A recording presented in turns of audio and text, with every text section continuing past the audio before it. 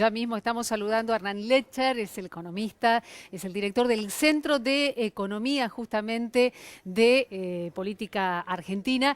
Y con él, bueno, comenzamos a analizar ya mismo, Por Pablito. Los supuesto. saludamos. ¿Qué tal, Hernán? Buen día, gracias por acompañarnos. Un placer, ¿cómo están? Bueno, pero hay una misión del Fondo Monetario en la Argentina. La titular del fondo dijo en las últimas horas que no se iba a pedir ajuste en nuestro país. ¿Qué podemos esperar? Bueno, la verdad que el discurso del Fondo Monetario Internacional desde hace rato para acá, pero particularmente su titular en el día de ayer sorprendió, diría, planteando, no solo para la Argentina, porque dijo esto que estoy diciendo vale para el resto del mundo, planteando justamente que no hay que recorrer el camino del ajuste. Llama la atención escuchar al Fondo Monetario decir eso, honestamente. Uno podría decir, bueno, no sé si cambió el fondo, pero al menos en lo discursivo esto es una realidad. Dijo que además venía a escuchar al pueblo argentino.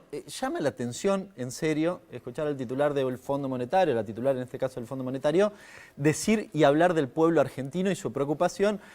Hablar de que le preocupa el rol de los trabajadores en la Argentina. Honestamente, en las declaraciones que ha hecho, uno tiene pocas fisuras. La realidad es que la Argentina, de todas formas, tiene que discutir con el fondo estos 44.000 millones de dólares que le debe la Argentina al Fondo Monetario Internacional. No se va a resolver en esta visita, vale la pena mencionarlo. Los vencimientos son recién en septiembre del año próximo, con lo cual hay un tramo de discusión y negociación todavía en el medio. Hay varias aristas que ilustran justamente esta negociación. Yo creo que el rol que ha tenido el Fondo Monetario en la debacle argentina 2018-2019 es central. Ha hecho algún aporte en la discusión con los acreedores, esto también es cierto. Ha hecho una especie de borrón y cuenta nueva, más esta cuestión discursiva, que para mí no es suficiente absolutamente para hacer ningún borrón y cuenta nueva, digamos, hay que ponerlo en práctica ante todo, ¿no? Porque una cosa es la teoría, otra cosa es la práctica. Claro, y en eso de ponerlo en práctica, el eje central es que habitualmente el fondo te pide condiciones. Algo a cambio. ¿No? Y esta es la discusión, me parece central. Básicamente una sola palabra, ajuste, Hernán. Estamos muy acostumbrados a eso en la República Argentina, ayer ¿no? dijo que no. Bueno, claro. Vamos a ver si es o se ajusta exclusivamente al periodo del coronavirus o es una discusión que trasciende justamente esta situación particular y es una mirada distinta que tal vez se puede abordar en la discusión de la deuda que tiene la Argentina con el organismo. Bien, seguimos con nuestros compañeros preguntándote, Flor. Sí, Hernán, pasarte al tema de lo que fueron las nuevas medidas del gobierno con respecto a la demanda de dólares y también a la oferta. Consultarte, porque ayer pudimos ver un cambio en lo que fue la tendencia. El Banco Central compró nuevamente dólares, sumó a sus reservas. Consultarte si crees que esta tendencia se va a mantener y por qué todavía hay dificultades entonces en bajar la brecha cambiaria, que era uno de los objetivos de las medidas. A ver, hoy se conocieron que desde principios de octubre la cosecha liquidó, los pools principales liquidaron 230 millones de dólares. Parece poco si uno piensa en los 3.000, 4.000, 5.000 millones que en principio se pretende liquidar, pero de todas formas estamos hablando de acá a fines de año. Así que en ese contexto lo que se vio ayer podría ser la punta de lanza de una, digamos, dinámica distinta. Evidentemente en el día de ayer hubo menos presiones cambiarias, esto es una realidad, y por primera vez el Banco Central efectivamente compró 20 millones de dólares, con lo cual hay una luz de esperanza en ese aspecto. Vamos a ver, yo diría que hay que ver efectivamente cómo evoluciona la liquidación, sobre todo de la cosecha, y si esta medida vinculada a la oferta de dólares, básicamente la reducción de 3 puntos de la retención a la soja, efectivamente tiene impacto justamente en esta evolución. Lo que tiene que ver con la brecha, yo diría, lo acotaría la discusión de la brecha con el contado con liqui, que en todo caso es lo que más preocupa, y en ese aspecto, bueno, ayer también viste mucha estabilidad. El contado con liqui hace varios días que está cerca de 150. Me da la impresión, esto es una inferencia mía, pero me da la impresión que el objetivo del gobierno es mantenerlo más o menos en esos niveles y reducir la brecha en la medida que va devaluando con esta nueva dinámica que tiene y reducir la brecha justamente con esa devaluación del dólar oficial.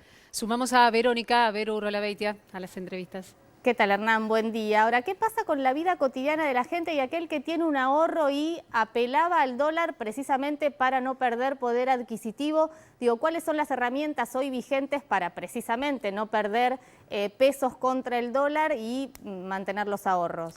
Mira, si mirás ya desde principio de año para acá, en realidad el plazo fijo te paga más le está ganando la inflación y te paga más que la evolución del tipo de cambio. Así que si querés, es una buena inversión en este momento para no perder poder adquisitivo. Y además hay una decisión del gobierno en ese sentido de que efectivamente las inversiones en pesos sean más atractivas que las inversiones en dólares, con lo cual debería funcionar o mantenerse esto en el tiempo. Dicho de otro modo, si tenés pesos y querés invertir en plazo fijo, se habló en algún momento de algunos bonos, quizás un bono de YPF, bueno, hay que ver si efectivamente se implementa, sería una buena herramienta. Si hay algo que le falta, yo diría desde hace rato a la Argentina, es inversiones en pesos atractivas, sobre todo para el pequeño ahorrista, que puedan ganarle justamente al dólar. Yo escuché al presidente y al vicepresidente del Banco Central reafirmar justamente esta cuestión. Es decir, bueno, en la Argentina muchas veces perdiste cuando invertiste en pesos,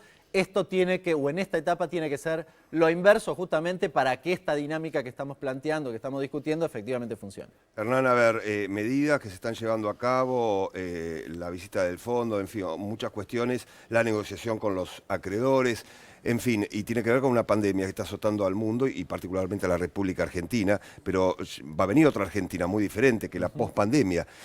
¿Cuál crees vos que deberían ser las 2 o 3 medidas para fortalecer no solamente el presente, sino el futuro del país, pensando justamente en la pospandemia? Porque en algún momento la pandemia se va a terminar, ojalá que mañana mismo, lamentablemente no va a ser así, pero el país va a tener que empezar a pensar en otro horizonte muy diferente, ¿no? Sí, hay, a ver, algunas cuestiones variadas, si se quiere. Primero, apuntalar la cuestión de la construcción, ¿no? Esto es básicamente obra pública. Esto es central porque en realidad desde hace 4 años que viene cayendo. Tanto el empleo como la actividad de la construcción es una actividad que genera empleo y genera empleo además de inmediato. O sea, yo tengo que arreglar el baño de mi casa, necesito un plomero el primer día y necesito comprar los caños el primer día. No es que puedo esperar 2 meses para hacer eso. Con lo cual tiene un buen impacto sobre la vida económica. Me parece que allí reside una cuestión importante para recuperar los niveles prepandemia. En algunas cuestiones vos estás viendo indicadores. Los datos, de, por ejemplo, de venta de cemento del mes de septiembre están 10% por encima del año anterior. Claro, septiembre del año pasado no es que fue muy bueno, ¿no? Entonces todavía vos llegás a los umbrales de la etapa prepandemia y todavía te falta, por decirlo de algún modo. Claro. La otra cuestión es que me parece que hay que tener alguna dinámica con el nivel de ingreso. Cuando uno ve los indicadores hoy, ves que la actividad económica se recupera, la producción. Ahora, cuando mirás, por ejemplo, la recaudación, está en niveles prepandemia, pero el IVA está 10 puntos en términos reales por detrás. Es decir, a la gente le falta plata todavía. Sí, le falta plata para consumir, básicamente es eso, ¿no? Esto es importante mencionarlo, porque a veces los debates en la Argentina parecen medio esquizofrénicos. Aumentó 7 puntos la desigualdad en la Argentina, 6 puntos la desigualdad en la Argentina en medio de la pandemia. Con lo cual, este es un problema, diría, para una economía capitalista cualquiera, ¿no? Claro. Ni siquiera para la particularidad argentina. Es un problema, y particularmente en la Argentina, donde el 70% es consumo. Si no recuperás el consumo, y esto es poder adquisitivo, es muy difícil que la Argentina pueda salir a flote. Hernán, ustedes desde CEPA suelen hacer relevamientos sociales, económicos. Hay algunas medidas adoptadas por el gobierno que mes a mes se renuevan en función, claro, del impacto financiero y económico sobre lo social. Por ejemplo, el IFE. ¿Considerás que el gobierno debería mantener este ingreso de emergencia más allá de lo que, por ejemplo, se supone será el mes que viene, en función de los sectores no que se quedaron sin trabajo, sino que disminuyeron de tal manera sus ingresos que no pueden enfrentar una continuidad laboral? Por ejemplo, las pymes. Mira, tenés 9, o al menos tuviste en el IFE 9 millones de personas. Yo diría que una parte importante de ellos todavía sigue teniendo problemas. Con lo cual me parece, y justamente hablaba del ingreso, Claro. justamente me parece, quizás no sé si el formato del IFE como venía pagándose hasta ahora, porque tal vez en este momento no tenés el mismo escenario que hace 3 meses atrás en materia económica. De hecho, los indicadores no muestran lo mismo que pasaba en abril, donde, no sé, la industria había caído 20, 30 puntos. Es decir, no es el mismo escenario. Ahora, no es menos cierto también que en los sectores informales la actividad económica no se ha recuperado del mismo modo. Entonces, me parece que algún nivel de continuidad hay que darle. Probablemente hay que sofisticarlo en el sentido de que hay que ver a quiénes sí, a quiénes no, cómo le das cierta continuidad en el tiempo. Pero me parece que de todas formas ese segmento en términos de ingresos todavía tiene un golpe muy duro y no ha logrado recuperarse al escenario prepandemia, por decirlo de algún modo. Hernán Lecher, gracias por haber venido a esta primera edición de Noticias en la Televisión Pública, como siempre muy amable. Un gusto.